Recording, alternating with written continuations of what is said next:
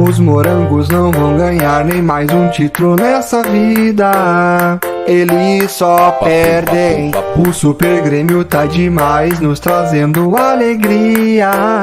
Tem o Breno, DC e Rafinha. Eu também tenho o Ferreira, o Diego Souza e o Thiago, que jogam mais que os Colorado.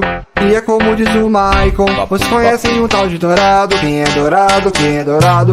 Me responde quem é Dourado. Dourado, Dourado. Para alegrar a nossa semana, estamos rindo dos Colorado. Mais um título conquistado, contra campeão do estado.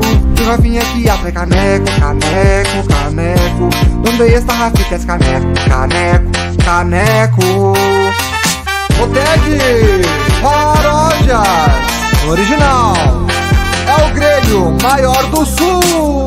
Douglas Costa vai jogar, mas nem estreou ainda. Ansiedade, tristeza vai se instaurar lá pelos lados do Guaíba. Eles estão perdidos na vida. Eles não ganham mais nenhuma taça, nem sequer o título do estado. Coitado dos Colorado, devem estar tudo borrado. Pelo Grêmio ganhando de novo, de novo, de novo.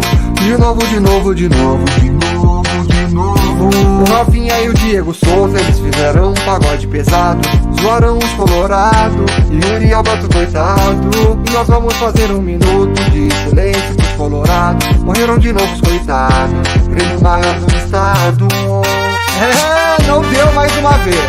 Mas o título gaúcho, Super Grêmio está formado. É os guri.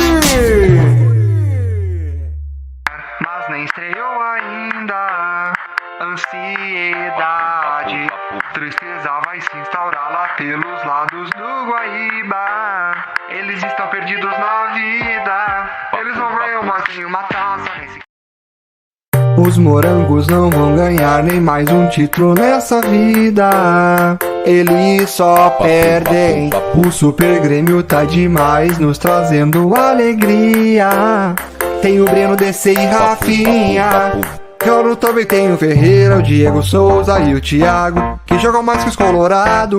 E é como diz o Maicon, vocês conhecem um tal de Dourado? Quem é Dourado? Quem é Dourado? Me responde quem é Dourado. Dourado, Dourado. Para alegrar a nossa semana, estamos rindo dos Colorado.